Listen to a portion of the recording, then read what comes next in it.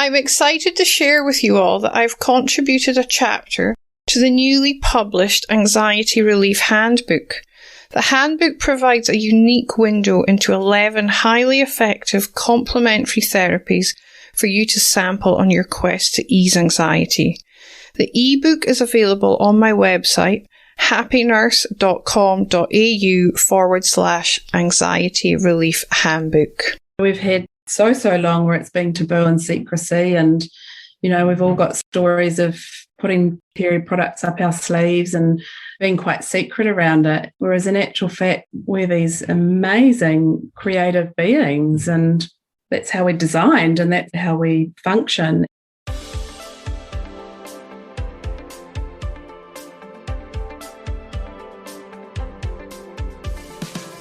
Welcome to the Happy Nurse podcast. Nurses are the backbone of healthcare, always there to care for strangers as if they were one of their own, often forsaking special moments with their own family in order to ensure another's loved one is being cared for. As nurses, self-care is essential. I am Elena Mullery, nurse educator and self-care mentor for nurses. I'm an RN with 20 years of clinical experience. I have first-hand experience of stress and burnout. It was this experience which led me to develop a passion for personal development and pursue the study of mindfulness, meditation, hypnotherapy, and neuro-linguistic programming. Each episode, I will be promoting self-care strategies to those who always care for others. I have broken self-care down into 5 aspects: mental, emotional, physical, spiritual, and indulgence, to make it easy to ensure all your self-care needs are being met. Each episode, I will interview nurses and self-care gurus from around the world to help you with each aspect of your self-care. Welcome to the Happy Nurse podcast with Elena Mullery. Hi everyone, welcome to another episode of the Happy Nurse podcast. Today I am joined by Jacqui O'Connor. Jacqui's been a registered nurse for 26 years. She has worked with women and families and in psychosocial nurse management. Through her own lived experience, she has discovered the benefits of working with healing and mindset modalities and finds joy in sharing the tools she's mastered with others. Her ultimate passion is to care for the carer and future carers, as she believes these wonderful individuals are the people who deal with our most vulnerable citizens, our children, the sick, and the elderly. Jacqui believes that with holistic support, our carers will be better equipped to handle the demands of their vital roles. Welcome to the podcast, Jacqui. It's lovely to have you on. Thank you. Thank you for having me. And kia ora from New Zealand. Yeah, you're all the way over there in New Zealand. I am. It's awesome that we can do this from so good opposite ends of the continent, really, aren't we? You're down there and I'm across here in the west. So. Yeah, exactly. Yeah. I love what you stand for, what your beliefs are about supporting our carers. Our missions are very aligned. Mm-hmm. We need to look after those who are looking after everyone else because they can't pour from an empty cup without using a saying that's used far too much. But yeah, it's incredible what our carers do, and they just keep giving and giving and giving. And sometimes they forget to give to themselves, and that's when they find themselves in trouble and heading towards burnout. Mm-hmm. What led you on this path to develop this passion for caring for the carers? A burnout. Similar story. Yeah, not to sound too cliche, but a compound of burnouts. Like I had many kind of taps on shoulders and 4x4s in the back of the head, but eventually I had a Mack truck in the face moment. Oh, bless you. And I did a really good job. So I was really on my knees, really. So there was only one way, and that was up. And as I was scurrying up from that bottom of that hill, I just learned so much that I thought, wow, if only I knew this so much earlier, But I also thought, rather than being dark about not knowing this, I need to tell everybody. So I put my energy into, rather than being gutted that I, I'd had to go through such a harrowing experience, I put that energy into, creating a space and being brave, because it was outside the box. So I was literally colouring outside the lines and created a space and started talking and started being an advocate for others. And the more I walked around as I healed, the more I could see others were slipping down that bank. I wanted them to come and see what I was now seeing that I'd never seen before. So I set out that burnout as a gift. It was a real seed plant. And I've just kept watering that seed, and it's growing and growing and growing. And that's put me on a path of purpose, and I love it. Like, I just love it, and I know even in myself, my inner pilot light, my inner knowing that it's my path. And I'm sort of really cutting some, like yourself, breaking some concrete, breaking some paths, and just making them a little bit smoother for the people behind. And that's why I talk about our future carers as well. So, why did we go through this and then we can't share that story, share that wisdom? A lot of the work that I do now is wisdom sharing, and it's stories from like village people days when we're in the villages. That's those stories of wisdom, when our grandmothers and our mothers would tell us these stories, and as young maidens and as young women and little girls, we would hear about this wisdom of being empowered caregivers. So I'm bringing it back. Yeah, it's a revolution.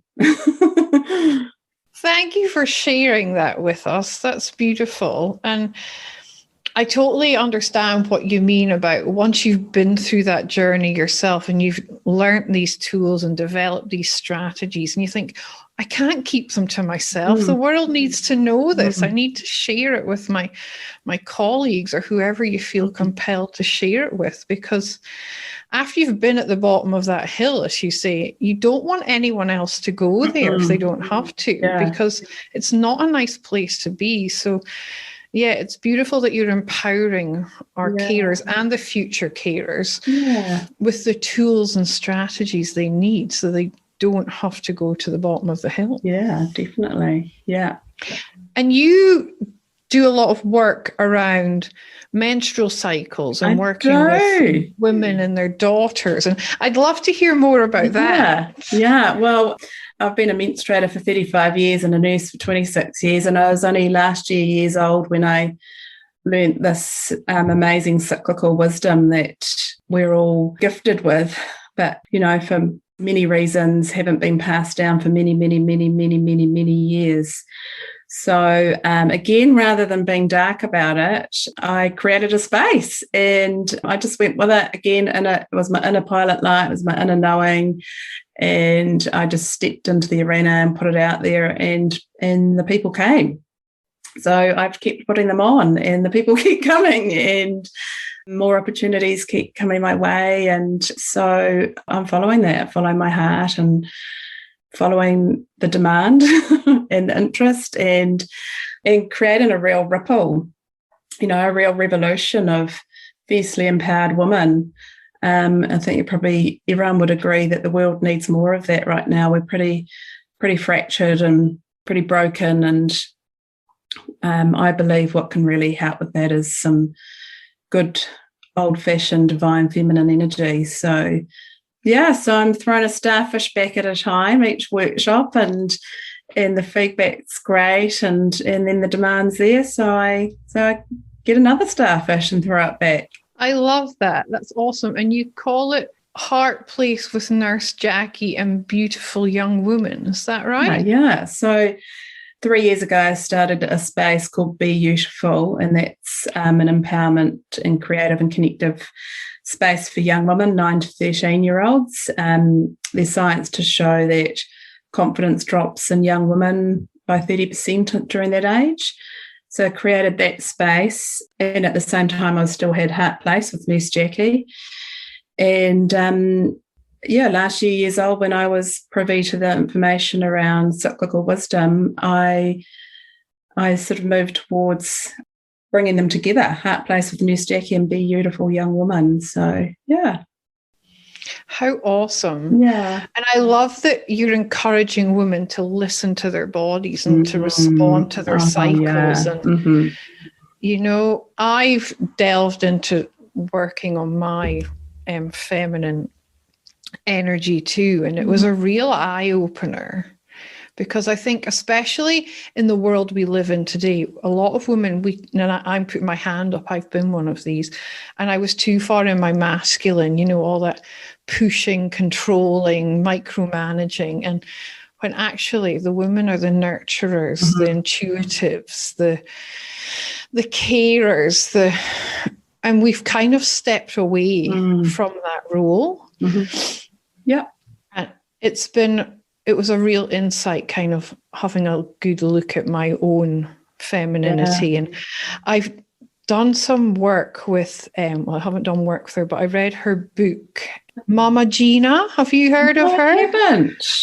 Oh, you'll have to check her out. I'll put the link in the show notes for everyone. Oh, okay. I'm an avid reader, so I will. Yeah. Yeah. She has got an awesome book, and it's all about connecting more to your feminine sexuality than anything else, because that's another aspect of being feminine that's been very repressed for a long, long time. And we need to lose the shame and the taboo around it all. So, yeah, I love this work you're doing. It fascinates me. It's amazing. And it's, you know, we've had so long where it's been taboo and secrecy. And, you know, we've all got stories of putting period products up our sleeves and tying jerseys around our, you know, uniforms and, you know, being quite secret around it. And whereas in actual fact, we're these amazing creative beings, and that's how we're designed and that's how we function. And we've kind of slipped into trying to fit into or mould into, fit into the box of cyclical, so circadian cycle, so that day and night, which men fit really well in. Their hormone fits really, really well in that. We're actually an infradian cycle, so more of a moon cycle. And there's 4 different phases or seasons through that cycle. So we may I'll show up each day still as the whole perfect and imperfectly perfect me. However, I'll show up quite differently because I'll be in different phases and different seasons of my cycle. And that's purely so that ultimately we can create life. And of course, in this modern day, we don't want to create life every month.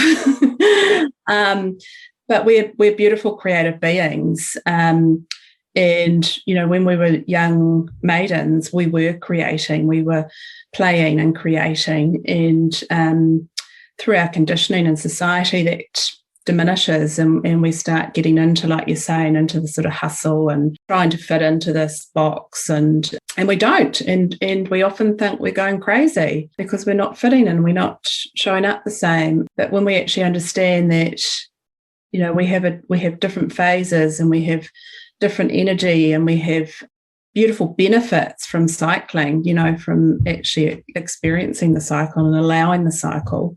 One phase of the cycle is obviously menstruation. So our body has been created to create.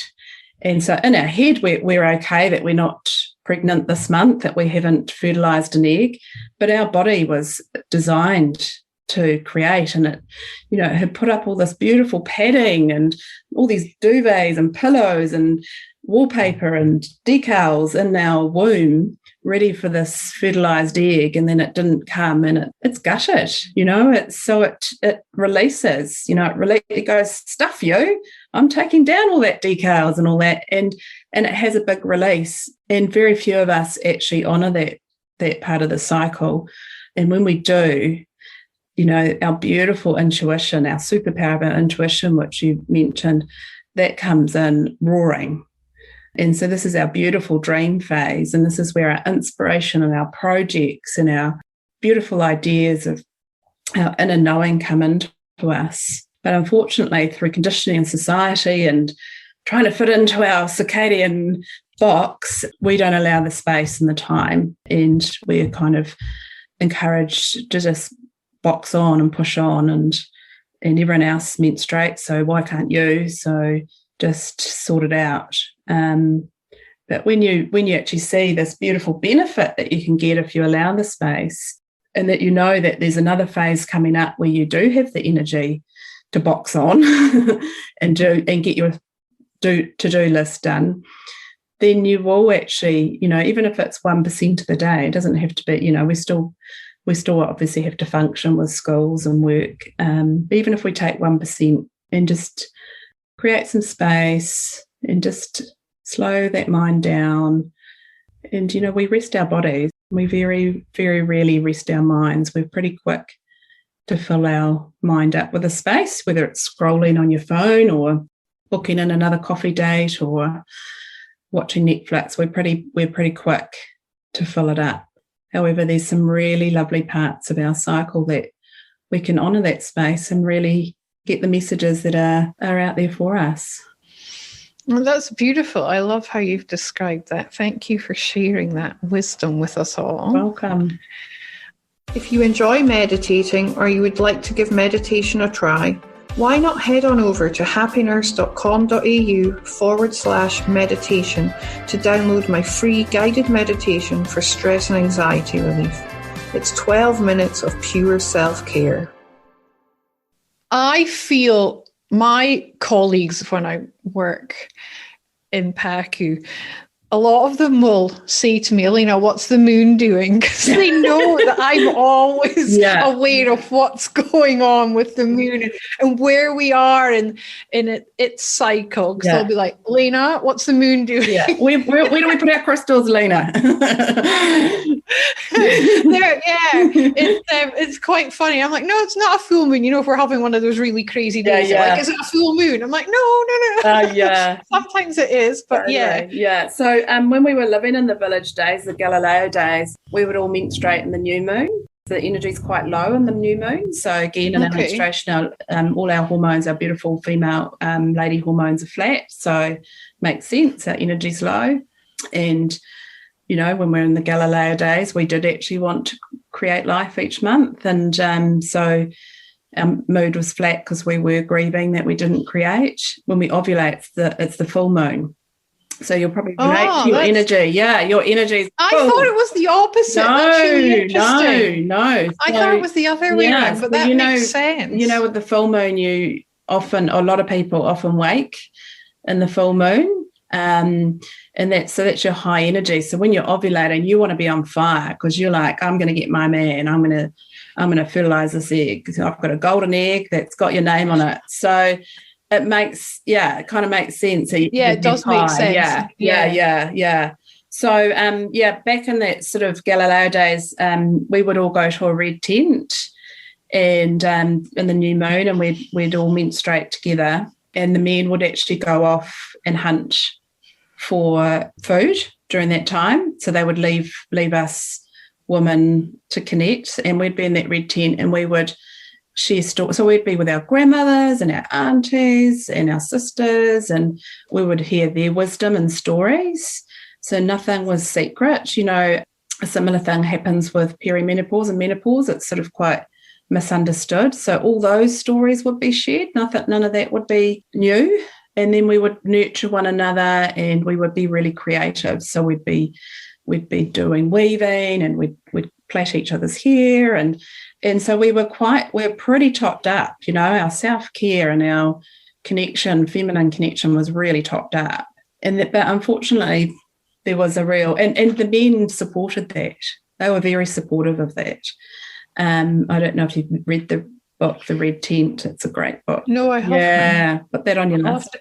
I will. Yeah, it came to a day where that there was sort of a real power surge, and that was stopped. And a lot of those women, like you said, we're natural nurturers and healers, and a lot of those women were killed. They were burnt on the stake or drowned. And so those beautiful story, those plant-based healing and all that beautiful natural healing was lost. during that period. However, there's a Are you talking about the witch hunt days? Is that? Yeah. So the witches on the state. So, and they weren't witches. They were beautiful women who had natural healing abilities, who had learnt from their grandmothers, and so they, it was madness. Where I come from back home in Aberdeen, just not that long ago, they found hundreds of skeletons of women under one of the big churches from those days. Oh, that's fascinating. Oh, I'd yeah, that. It's in Aberdeen. It's I can't remember the name of the church. It's on the main street through Aberdeen. It's oh, how fascinating. I'll find the article and I'll send it to you. Yeah. There's a real revolution though. It's kind of like, you've seen it, the Me Too's and even the Black Lives Matters, all that, and it's now like, no, we need to step up and no more. So no more secrecy, no more taboo, and let's share this beautiful wisdom. And countries like, I think New Zealand's done it too, and I know back home in Scotland, sanitary products are now free for all women. Yeah. So we call them period products because sanitary sounds like we're a bit okay. Yeah, so period products. Period products. So so next month, June, every school and every kura, which is Māori kindergartens, Māori schools, we got free products. So the government have funded that. So that is amazing. So I work part-time as a school nurse in a girls' high school, and I've managed to find some amazing charities. And so we've been well stocked up. So since I've been there, I've seen, and the way I manage dysmenorrhea and cyclical wisdom, we've seen a massive increase in young women attending school and getting to learn more. So, and that's kind of probably another reason that I got into this. I'm also a mum to two teenage young women who menstruate, so it was kind of all around me. But I just kept seeing these young women coming in with painful periods, and I thought, surely we can do more than just chuck a Panadol and ibuprofen at them. Surely there's more to this. And so I just got really curious, and then I just was like, what? Oh my goodness, wow, okay. And it's officially now, menstrual cycles officially, like World Health Organization officially, our fifth vital sign.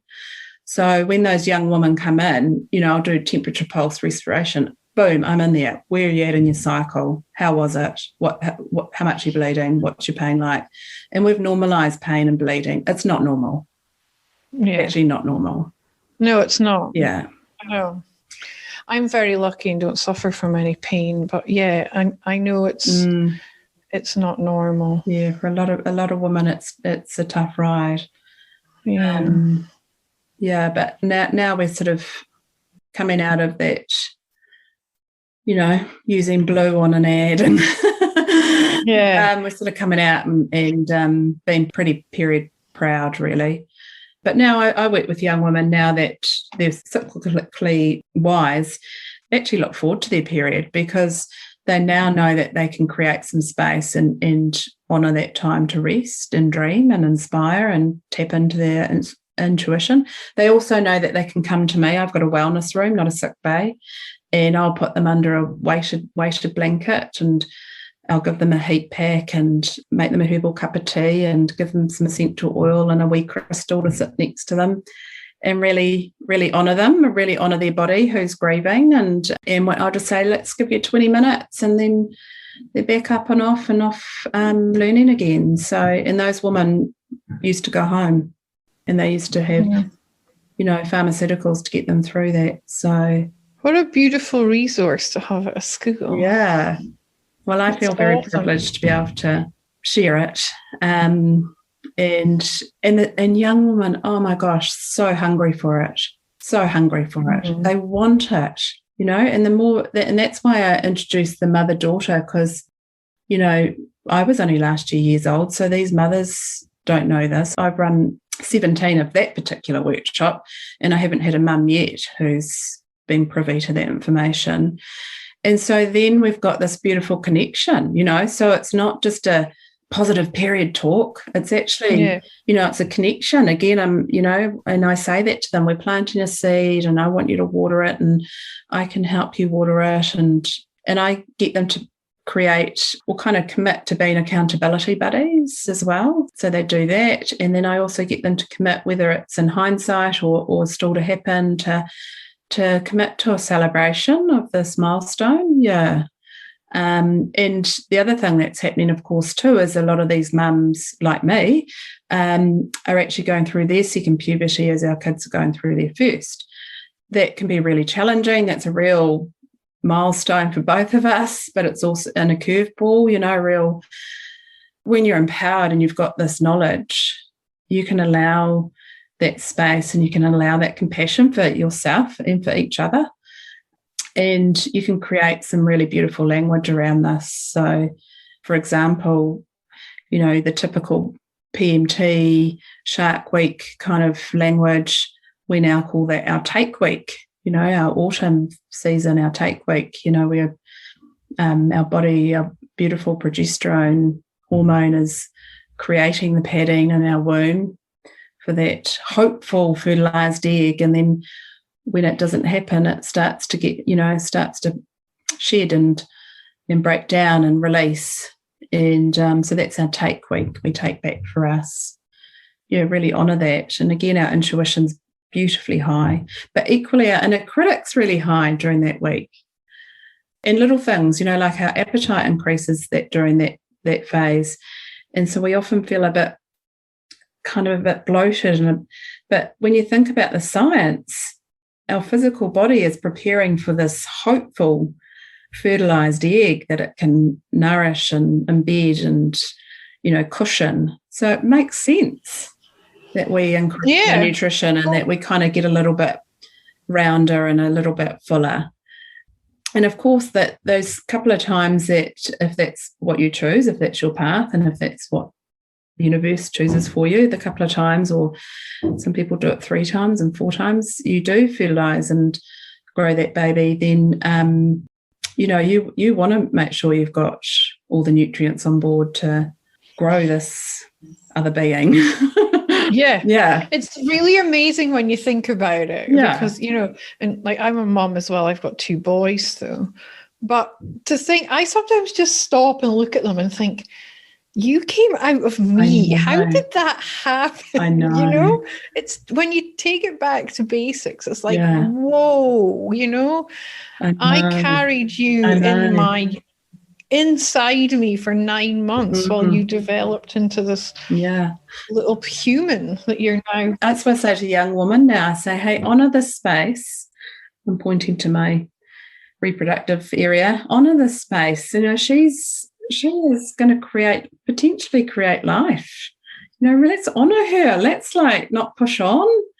When she's a bit crampy, let's just move her. When you get a cramp in your thigh, you shake it out.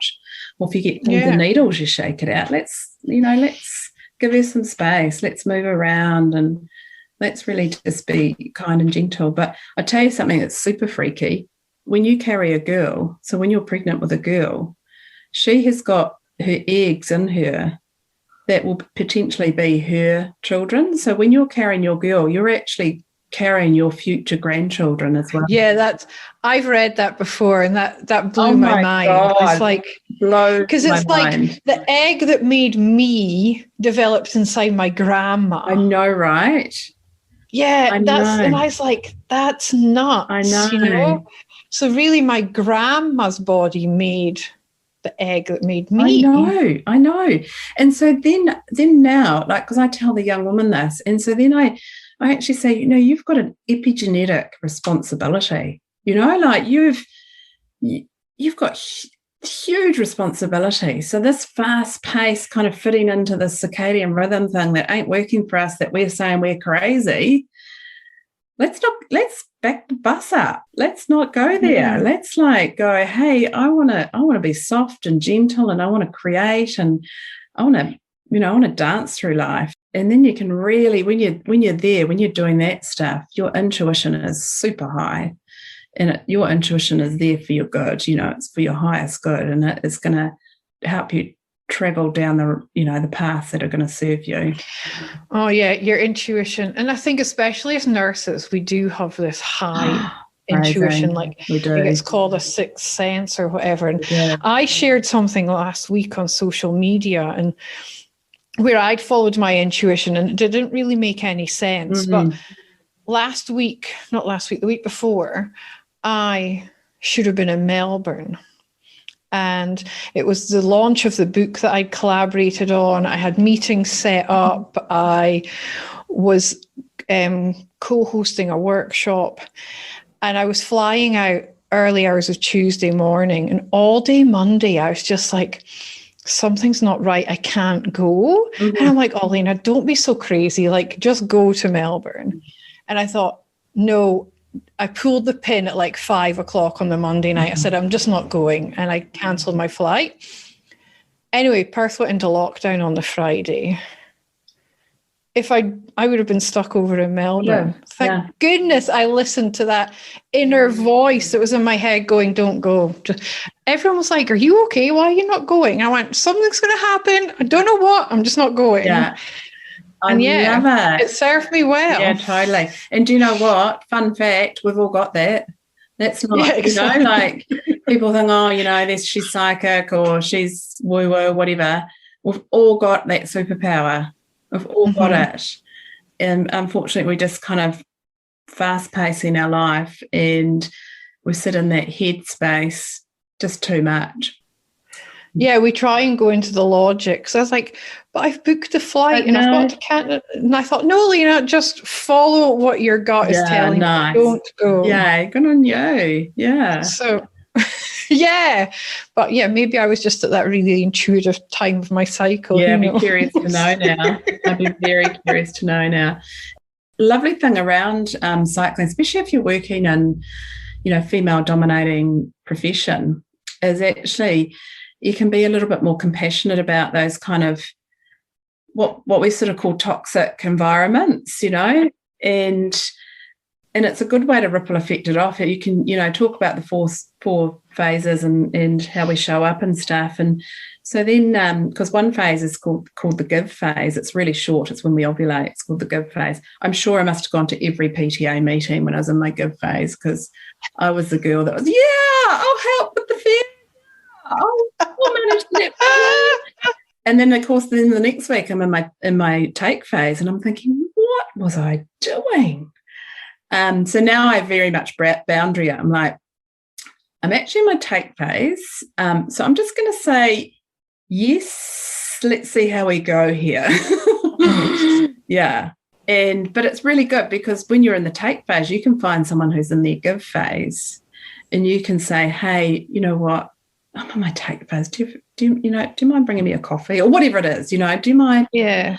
Do you mind like pulling off a meal and I'll pull off a meal when you're in yours? And it can actually be a really, really cool. And I suppose back in the days, like you were talking about with the red tents and stuff, that's what they would have done. Yeah, well, we were all synced because we didn't have hormone disruptors. So now we've got so many hormone disruptors, fumes and plastics and stress and medication and processed foods and blah, blah, blah, blah, blah. Yeah, all those things that we know that don't serve us. So that's why we don't all sync together now. Lots of women do. They will resync themselves to the moon, and there's easy ways to do it. So when you hear the word balance, I always envisage kind of, a tightrope with someone with holding plates, like balance being so precise. And so when I ever heard balancing hormones, I always think, oh, God, it's so hard. Why bother? However, it's actually not. It's not that hard. We can avoid hormone disruptors with using detox products and eating, clean whole food and avoiding dairy products and alcohol. I know I'm the fun police there, but I believe we've been pretty duped with alcohol. It's number one carcinogenic, yet we've marketed it and made it available and we lean into it. when, you know, there's so many other cool things we could use that serve us. I know, and I think as nurses, you know, it's mostly nurses who are listening to this, they'll all understand, because we see the knock-on effect of people who do have a high alcohol intake, of what it does to their health. So that's right. I'm not a huge alcohol fan either. I'll occasionally have one glass of wine, that's about it. For us who are kind of really, you know, highly sensitive, hardcore givers and carers, it often doesn't serve us. We really need to protect our energy. We're too sensitive. So that's a lot of the sort of one-on-one work I do is with other humanitarian workers, so nurses and teachers and parents, and they're highly sensitive or highly empathic people, and that's a real recipe for burnout if you haven't got the skills and the tools to protect that energy and learn to shake off other energy and really ensuring that you are topped up to overflowing so that you can continue being that natural, beautiful caring giver that, you know, the world fiercely needs. When you know, it's never going to be saturated with carers and givers. So, you know, I believe, like I said, if we can really, and I can only do one starfish at a time, and so can you, but if we can kind of grow and ripple effect this message, then if everyone's thrown a starfish back in the ocean, then we can see some really amazing, empowered carers and givers who, you know, when they're at their best, the ripple effect they have off on the people that they care, just phenomenal, you know, and that we can heal ourselves, you know, with our thoughts and our feelings and we actually are pretty amazing self-healers. So if you've got someone around you who's cheerleading you because they're in good form, then chances are you're going to have a much smoother journey. Yeah.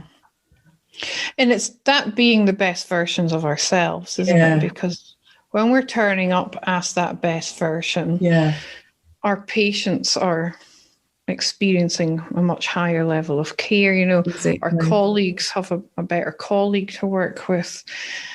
It has that ripple effect that you talk about. Yeah, so who or what would inspire you to be the best version of yourself?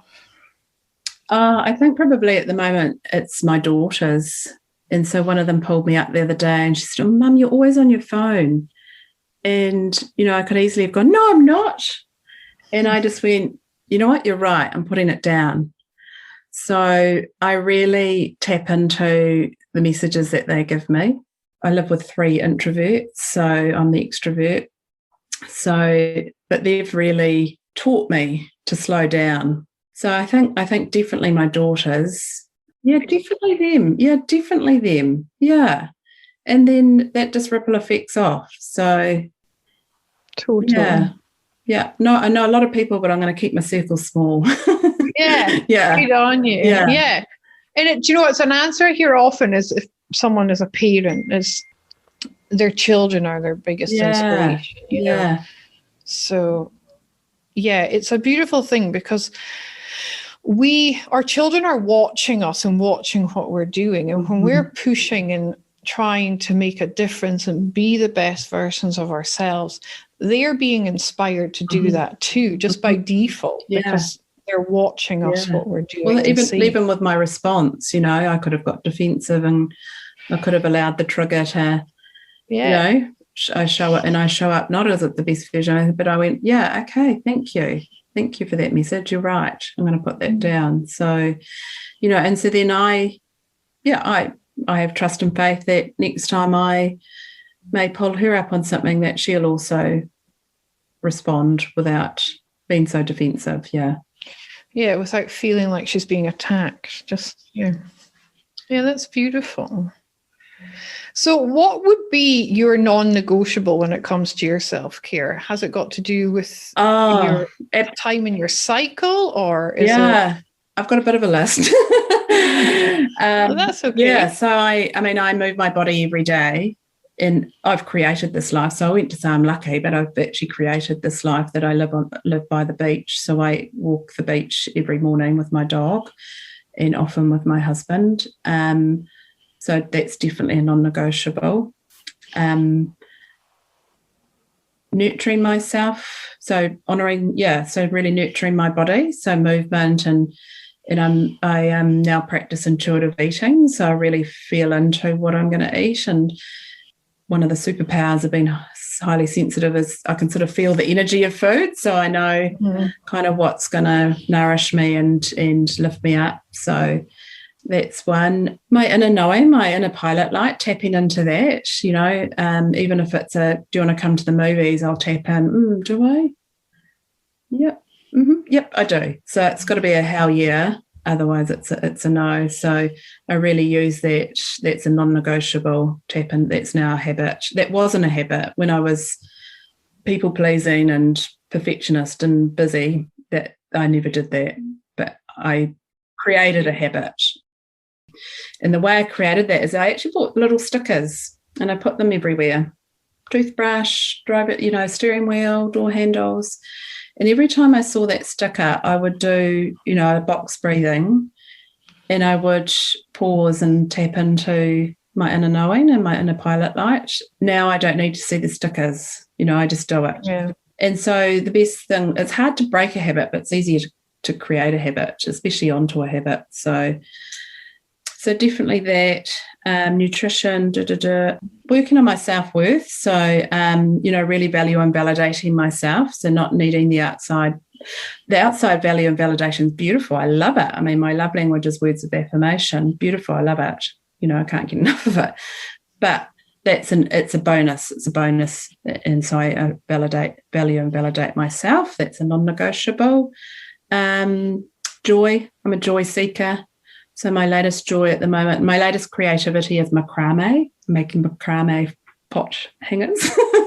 Oh, beautiful. And I've wanted to try that. I've not actually had time to do it yet. Yeah. So, and then I'll keep doing that until I lose the joy of it and I'll find something else. And roller skating. I'm roller skating at the moment, and I've found a group of women I didn't know, and they're just super high vibey, and we all leave all loved up. It's like some sort of, I don't know, oxytocin. Oh, awesome. Yeah. So I'm doing that at the moment. And then, really choosing my people, choosing who I spend my energy with. And boundaries. Oh, God, I wished I'd learnt boundaries a long time ago. And so now when I'm working at the school and I have a great rapport with all the young women, because they know that I'm holistic and that I'll root cause them. I won't just Band-Aid them. So if I know my energy's low, I'll say, hey, how urgent is this? Because my energy's getting low. Could we meet again tomorrow at 9? I'm back tomorrow. Could we meet at 9 tomorrow? And they're like, totally cool. Or actually, it's super urgent. Okay, cool. I'll find that energy. And the more I practice that, kind of language, and I'll even say it to a friend when I want to have an offload. I'll say, hey, I want to have a little offload. It's not massive. Have you got the time and space for this now? And then they feel like they can say, actually, you know what? No, I don't. Is tomorrow okay? Or they'll be, yeah, I do, but I've only got 10 minutes. So the more I practice, the no, not nows and the boundaries out loud, the more others do. And so then when you do need the support, because I still need it, I'm a human, that they're going to hold space for you, and you're actually going to be, you don't always need fixing and helping. You just need that space and that support. And so the more I practice that, the more it's contagious. Yeah. And so I wished I'd learnt that one so much earlier. Yeah, boundaries is such an important one, isn't it? I've recently read Jay Shetty's Think Like a Monk, and I think in that he talks about doing things out of obligation, expectation, and fear of other people's opinions. And I thought, yep, that's so succinct. That's the 3 reasons that we do all these things and let our boundaries get pushed. Yeah. It's it's that saying yes to ourselves rather than saying no to us to say yes to someone else. Yeah. We need to look after ourselves. Well, that's right. Boundaries are for us. They're not against others. Yeah, no, it's to protect us and our energy levels. Yeah, not exactly. And no way is it a reflection of us devaluing anyone else. It's about us valuing ourselves. Exactly. Yeah. Oh, it's been so wonderful chatting to you, Jacqui. Thank you for coming on the podcast. You've educated me in so much. Oh, yeah. I'm going to have to go look for that book that you recommended too. Yeah. And thank you for everything you're doing, especially with the young women at your school and educating them and releasing that stigma and shame around our amazing bodies and what they naturally want to do every month. Yeah, they really are incredible things, the human body, both male and female, what they can achieve. I know. And learning to honour them and what cycle they're at is, it's very important. And I think it's a big step for society as well, in the fact that we are losing the taboo around this and bringing it back out into the open. Yeah. So thank you for the part you're playing. Oh, thank you. And thank you for yours. Thank you for breaking some ground too. And it's cool to be part of your tribe. Thank you. Like you, it's just, I just think I want to share this knowledge with as many people as I can. And it's my mission to try and reduce nurse burnout, however that may look like. Yeah. Well, the more we share the stories, it's the power of that me too. And I don't know, like you obviously teach workshops as well. And when you get a group together, like-minded people, like your mothers and daughters, or I'll get a group of nurses in a room, and they all realize that they're not the only ones feeling the way they do. It's very powerful and empowering for them when they realize that there's others out there experiencing exactly the same things. Yeah, definitely. Yeah. So where can the listeners find you if they want to look you up and learn more? Yeah. So I'm on all social media as Heart Place with Nurse Jacqui, so JACQUI. And then my website's heartplace.co.nz. So Heart Place came out of, I'm a cardiac kid, so I had open heart surgery as a 8-year-old. So my Heart Place is where I've healed, and this is that's the place a space that I've created that people can come back to their heart place. So Heart Place with Nurse Jacqui, and LinkedIn and all the usuals. I'll put all the links in the show notes as well for people to look them up too. So I just like to mention them in the episode as well. Beautiful. Well, thank you for your time today. Welcome. And I look forward to chatting to you again soon. Yeah, sounds great. Thank you for listening to the Happy Nurse podcast. If you've enjoyed today's content and would like to join the Happy Nurse community, head over to Facebook and check out the Happy Nurse AU Facebook page and request to join the Happy Nurse community. Also, check out happynurse.com.au for access to free downloads and subscription to my blog. See you soon. And in the meantime, remember to always offer yourself the same compassion that you so freely give to others. I'm excited to share with you all that I've contributed a chapter to the newly published Anxiety Relief Handbook. The handbook provides a unique window into 11 highly effective complementary therapies for you to sample on your quest to ease anxiety. The ebook is available on my website, happynurse.com.au/anxiety relief handbook.